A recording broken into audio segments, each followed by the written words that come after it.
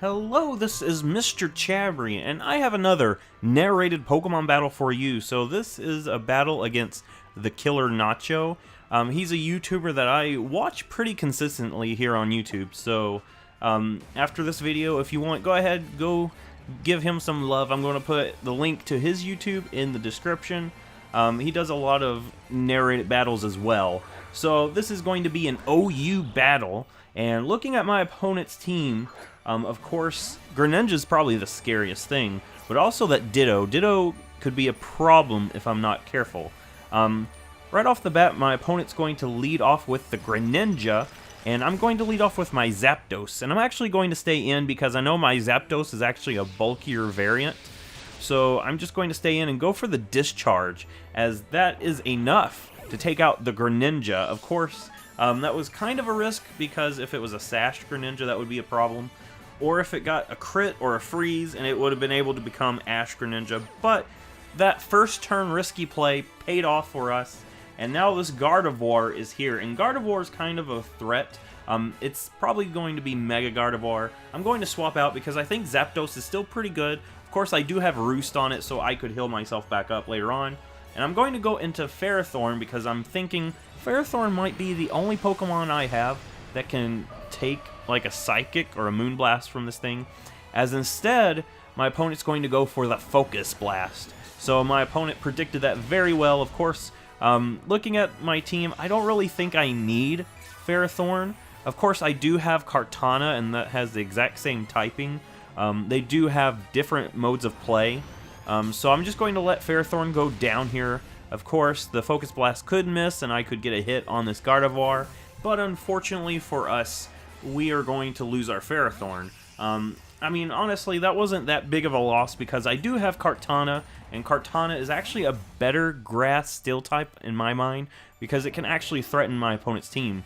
Here, I'm going to send in the Kartana just to scare out the Gardevoir, and I do think my opponent's going to swap out because Gardevoir is still a pretty good Pokemon for my opponent, and I'm actually going to bring in my Lando because I was actually expecting my opponent to go into the Victini, but instead my opponent's going to go into Skarmory, and here I'm just going to set up my own Stealth Rocks, as the Skarmory does the same, and that means my opponent will have to defog with the Skarmory to get rid of the Stealth Rocks, and that will also get rid of the Stealth Rocks on my opponent's side.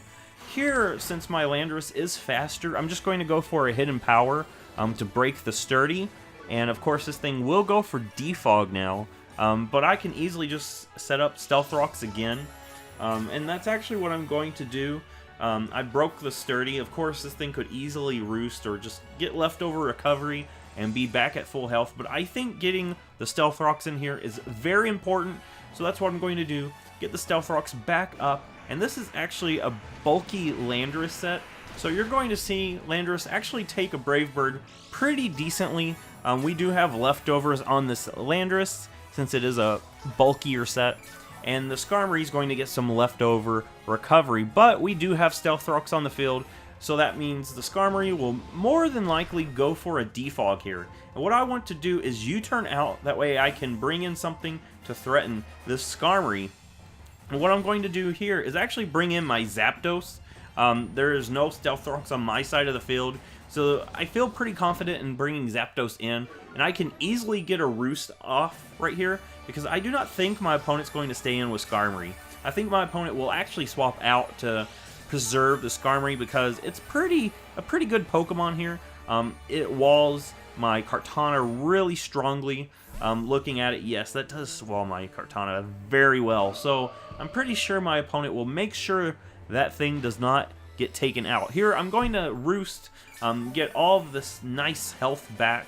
Of course, we are not completely at full, but we are really close, especially with the leftover recovery. So now I'm going to go for a Discharge, hoping for the Paralysis.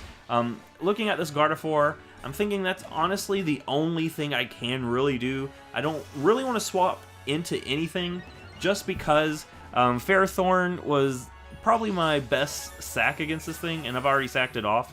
I do not want to bring in Kartana because this thing could easily Focus Blast again, and nothing on my team really wants to take a hit from Gardevoir, especially Mega Gardevoir. So I'm going to just go for another discharge, hoping for the paralysis. We do not get the paralysis, but Zapdos will go down, and that's pretty unfortunate.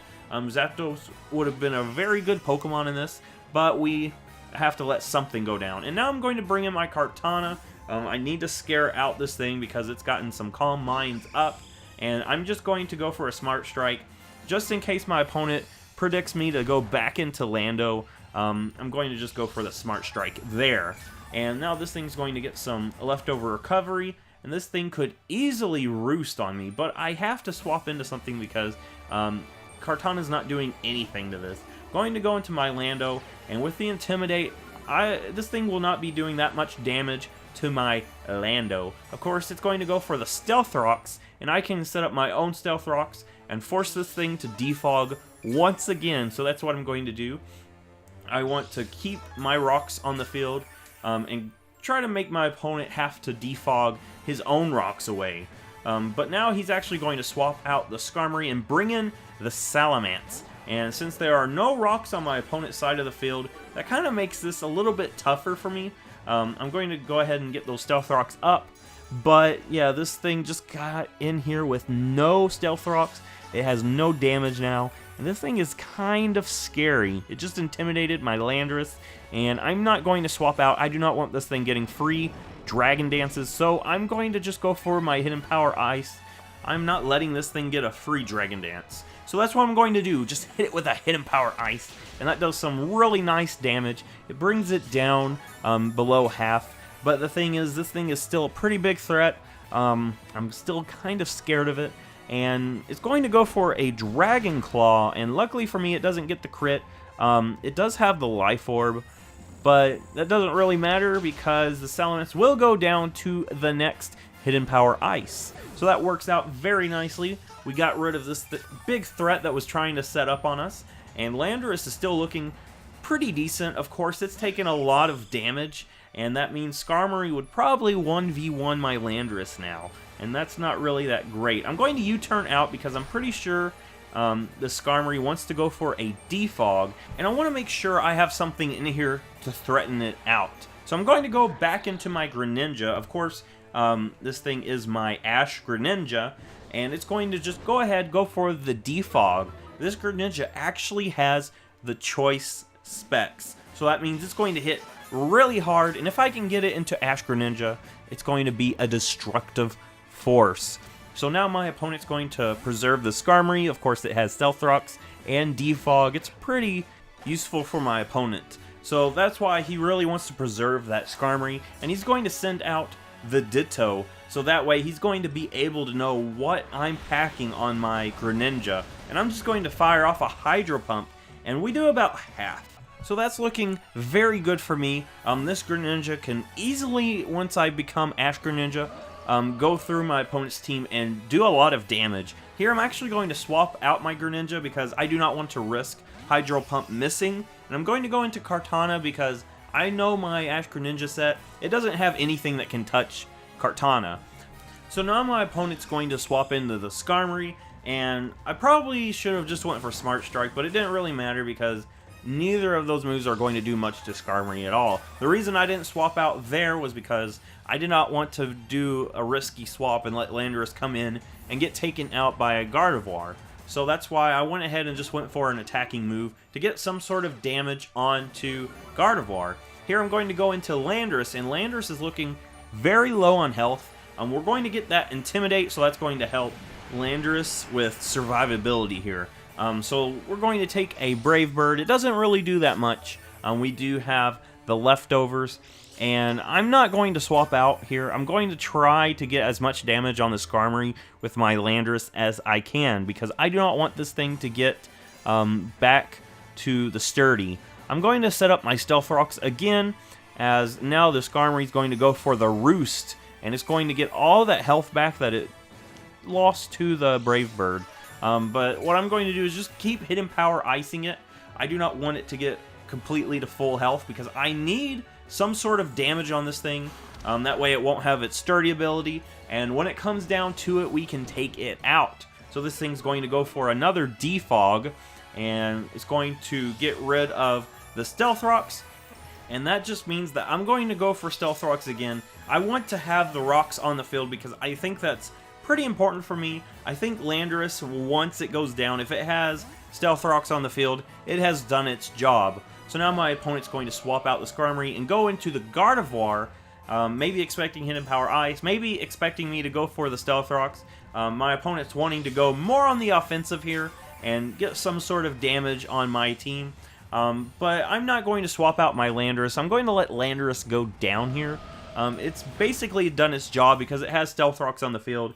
And now I'm going to go into my Greninja. And if I can land a Hydro Pump, that means that Ash-Greninja will be on the field. And it's very possible we could get an Ash-Greninja sweep here at the end of the game. So we land the Hydro Pump, and that will finish off the Mega Gardevoir. And now we will become Ash-Greninja.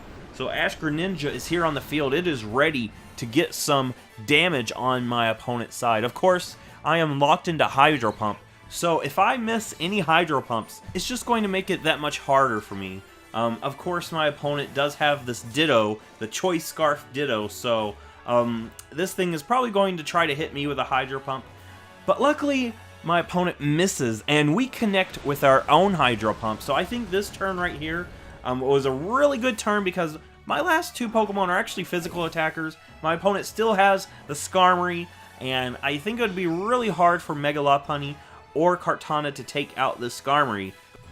And now we actually connect with another Hydro Pump. So this is actually really good because this Skarmory would probably do a lot of damage to our Greninja, and it's really helping out that we're connecting these Hydro Pumps. And now that just leaves my opponent's last Pokemon, the Victini.